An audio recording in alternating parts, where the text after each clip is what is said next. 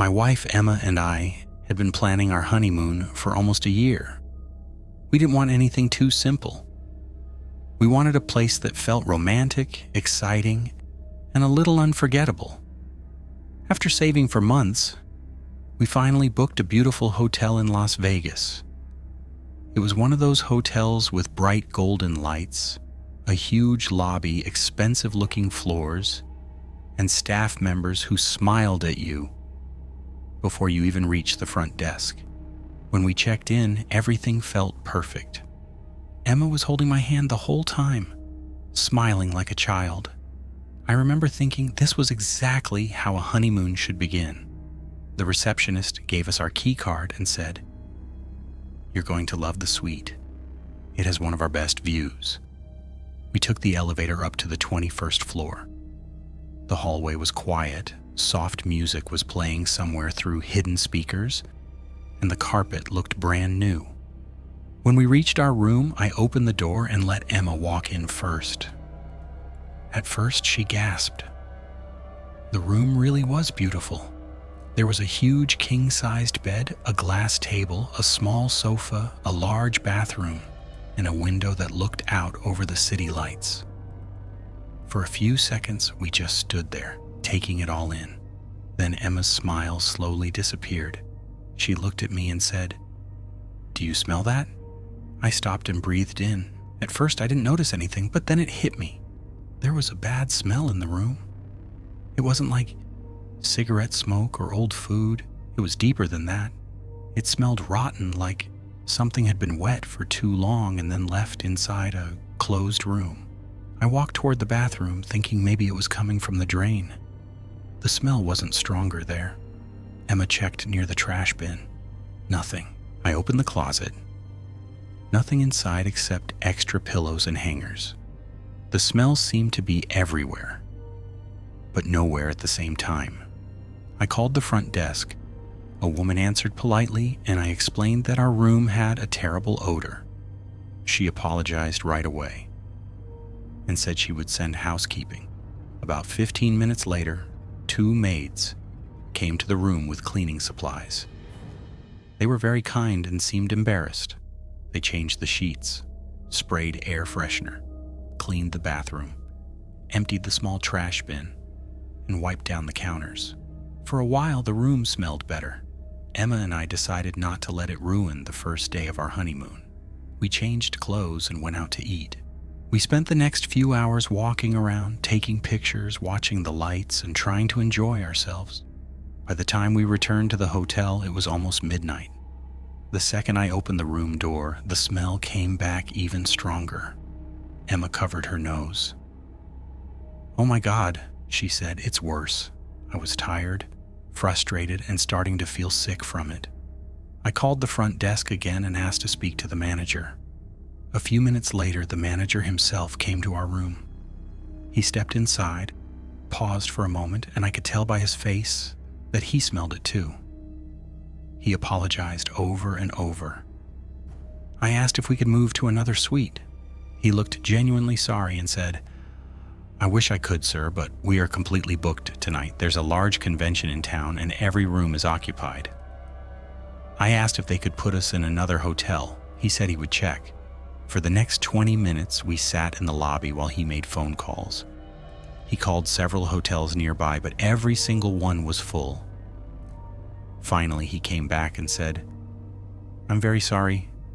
I can't find an available room anywhere close, but I can have our staff deep clean the entire suite again.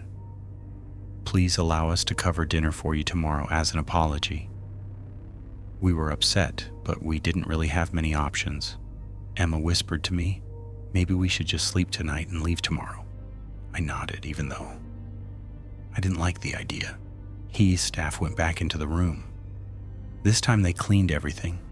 They brought new sheets, new towels, cleaned the carpet, sprayed the curtains, checked the bathroom pipes, and even opened the windows for a while. When they finished, the room smelled strongly of cleaning chemicals. It wasn't pleasant, but it was better than before. Emma was exhausted. She showered and went straight to bed. I tried to sleep too, but I couldn't. The cleaning smell slowly faded. and underneath it, the rotten smell returned. I lay there staring at the ceiling, becoming more and more annoyed. At around 2:30 in the morning, I got out of bed. Emma woke up slightly and asked, "What are you doing?" "I'm finding that smell," I said. I turned on my phone flashlight and started searching the room. I checked behind the sofa. Nothing. Under the chairs? Nothing. Inside the vents? Nothing. I opened every drawer. Nothing. Then I got closer to the bed. The smell was stronger there. I walked around it slowly, shining the light near the floor. At first I thought maybe something had spilled under the bed, so I kneeled down and looked. There was nothing visible, but the smell was definitely stronger near the bed. I stood up and pulled the mattress slightly. It barely moved. That seemed strange. Most hotel mattresses move easily, but this one felt unusually heavy. I pulled again, harder this time. The mattress shifted a few inches. That was when the smell became almost unbearable. Emma sat up in bed. "What is it?" she asked. I didn't answer. I pushed the mattress with both hands until it slid halfway off the box spring. Then I saw something underneath. At first, my brain didn't understand what I was looking at. There was a dark plastic sheet stuffed between the mattress and the box spring. And from underneath the plastic, I saw fingers. Human fingers. For a second, everything went silent. Then Emma screamed. I jumped backwards so hard I hit the wall. I grabbed Emma's hand and pulled her out of the room. We ran into the hallway, both of us shaking. I called the front desk from my phone and told them to send security and police immediately. The manager came running up with 2 security guards. I couldn't even explain properly.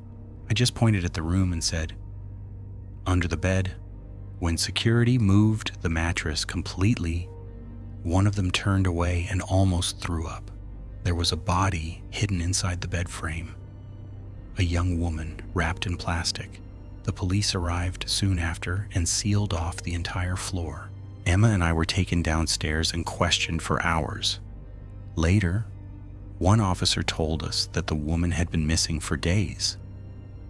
They believed her body had been hidden there before we ever checked in. The hotel staff had changed the sheets several times, cleaned the room, and prepared it for guests. But nobody had lifted the mattress. Nobody had checked inside the bed. Our honeymoon ended that night. We left Las Vegas the next morning. For months, Emma had nightmares. I did too. People always say hotel rooms are cleaned before you arrive. They say the bed is fresh, the room is safe. But every time I enter a hotel room now, I do the same thing before I even put my bag down. I lift the mattress. Because once you find something like that, you never trust a hotel room again. When I was 19, my family went on a cruise for summer vacation. It was supposed to be one of those perfect family trips we would talk about for years. My parents, my older brother, my sister, my aunt, my uncle, and a few cousins all came with us. The ship was huge. It had restaurants, swimming pools, shops, music, and long hallways that all looked almost the same. During the day, it felt fun and safe.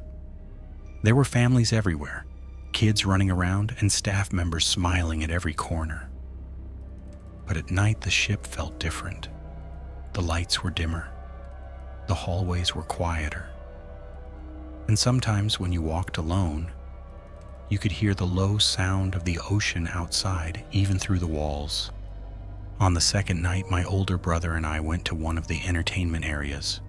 There was music playing, people dancing, and everyone seemed to be enjoying themselves. That was when I first noticed the man. He was sitting alone near the wall. He looked older, maybe in his late 40s or early 50s. He had a thin face, dark eyes, and no expression at all. He wasn't drinking, he wasn't talking to anyone. He was just staring at me. At first I thought maybe I was mistaken, so I moved to the other side of the room. His head turned slowly, still watching. I moved again. His eyes followed. I felt uncomfortable, so I told my brother I was going to get some air. Outside the room, I tried to calm myself down. I told myself he was probably just a strange passenger. Every big ship had weird people, right? A few minutes later, I saw my sister and her boyfriend sitting near a small bar, so I joined them. I didn't tell them about the man. I don't know why. Maybe I didn't want to sound dramatic. Maybe I didn't want them to laugh. But then I looked across the area. The same man was there, sitting alone again, watching me. This time, my stomach dropped. I stood up and said I was tired. My sister asked if I was okay, and I said yes. I walked quickly back to my cabin. The hallway felt longer than usual. Every few seconds, I looked behind me, expecting to see him following, but the hallway was empty. When I reached my room, I locked the door and sat on the bed for a while, listening. Nothing happened. My brother came back later, and I didn't mention it. The next day was normal. We stopped at an island, took photos, ate too much food, and spent most of the afternoon swimming. By evening, I had almost convinced myself that I'd overreacted. Then at dinner, I saw him again. He was standing near the entrance of the restaurant, not eating, not talking, just standing there, looking straight at me. This time he smiled. It was not a friendly smile. It was slow and empty. I looked away immediately. My brother noticed my face and asked, "What's wrong?" I finally told him. He looked over, but the man was already gone. My brother told me not to worry and said, "If you see him again, tell me right away." Later that night, my family stayed out to watch a show, but I was tired and wanted to go back to the cabin. My brother said he would come later, so I walked back alone. That was my biggest mistake. The ship was quiet at that hour. Most people were either asleep or still at the bars and shows. The hallway to our cabin was almost empty. When I reached our door, I stopped. It was open. Not wide open, just slightly cracked. A thin line of light was coming from inside. I knew we had closed it before leaving. I stood there for a few seconds listening. No sound. I slowly pushed the door open. The room looked normal. The beds were made.